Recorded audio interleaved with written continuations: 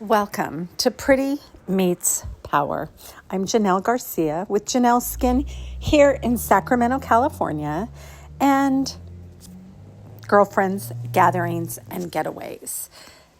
A Facebook group for just women to come hang out, feel supported. We do some events, so if you're local, definitely check it out.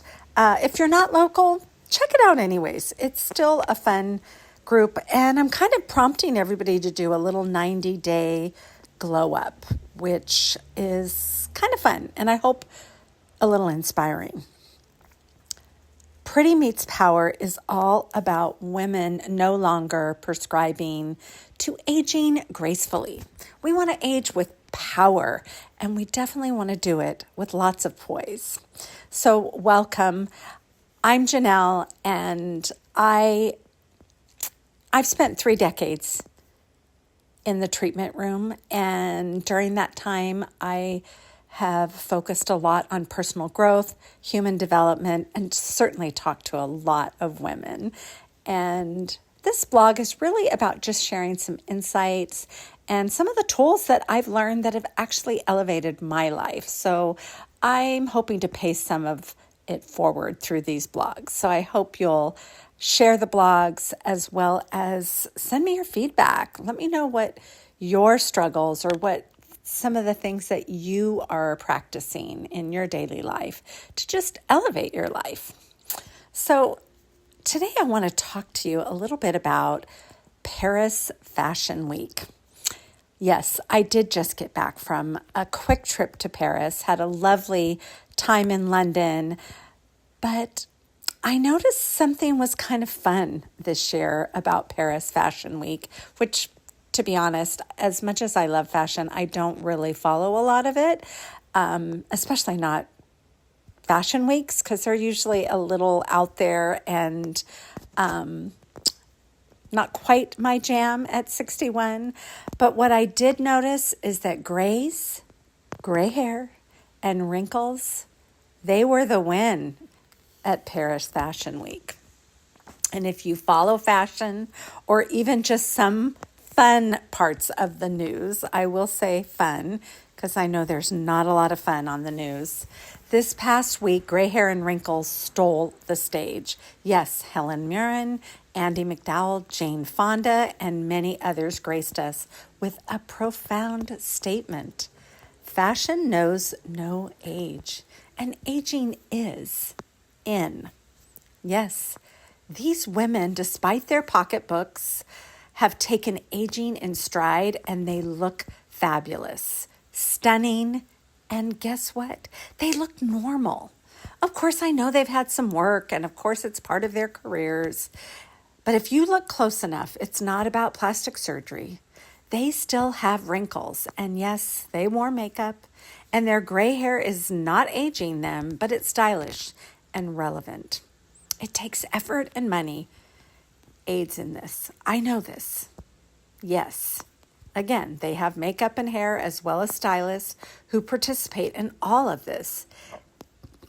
Yet I think we forget that this is available to us all. If we do the work, Google a little social media, maybe even ask your local esthetician, there is so much available, and even without celebrity status and funds, we too can gain insight along with inspiration to take style, simple steps, and create fantastic results. And I'm telling you, they're out there, and they're getting better and better. My job is to stay on top of ingredients and products and treatments and, procedures. And here's the thing, science is moving fast, and it's hard for even a professional to keep up with it all. But it's out there. You just have to put in a little effort. But here's where we get into trouble. We start to tell ourselves these stories. You know the ones. I'm too old. It's just too much work. It's costly. It won't work for me. I don't have the body, hair, facial features to pull this off. Any of this sound familiar? I've said it myself, so I'm right there with you. Do not, this isn't a preaching thing. It's kind of what I told myself about my teeth. Then I made the decision, and it was such a rewarding, feel-good shift. Let's start to rewrite and tell some new stories. I'm doing a 90-day reset. I'm calling it a 90-day glow-up. I want to feel somewhat unrecognizable come December 31st. And first and foremost, I had to do one thing. I had to get really honest with myself. This is so not fun. I told myself, food. I'm going to focus on food. Then after further digging, it was just too easy. The real stretch was in spending. I really wanted it to be food. That's me being brutally honest. My spending is my dopamine. My, I'm bored. I work hard. I deserve it. That's a really big story that I've got to rewrite. It makes me feel better about my body. Well, how about fixing or accepting said body? Versus spending for that quick faux, not real pleasure. So spending is one focus, my one focus over the next 90 days. And of course, I've got to set some boundaries around it, my environment, and I have to have a plan. I can't just jump in with one focus. I need to have some direction, some pre-work to set myself up for success. I need some daily wins so I can stay committed to the process. I also need to add in some fun and rewards. Of course, not shopping or treating myself rewards. Practicing real pleasure, like caring for my body with good food, moving it, slowing down for lighting a candle, reading, doing puzzles, spraying perfume on at night before bed, just because it feels luxurious. I want to write a new story about my spending. I'm actively pursuing aging with power, and parts of that is my one focus is to just start. How about you? What story needs some editing, rewriting? Join me for the next 90 days. Get honest. Find that one focus. Set yourself up with changes to your environment, and it could be as impactful as changing your actual physical appearance.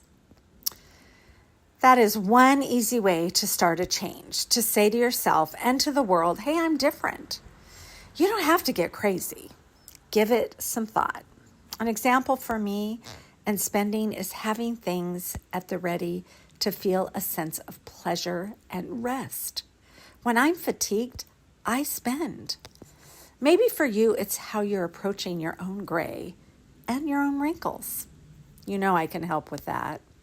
We have tons of evidence that we can make significant shifts with little tweaks. I know I talk about this before, but I think it's, again, we have to stop thinking of these end results, and we have to start looking at our processes, at these rituals. That's a better word, of course. How we're living day to day, what we do day to day, those are our habits. Those are the things that are shaping our lives. I want to see what December 31st can bring with me just focusing on this one thing. And it's not about just no spend. You know, I've heard those things, no spend January or no spend months.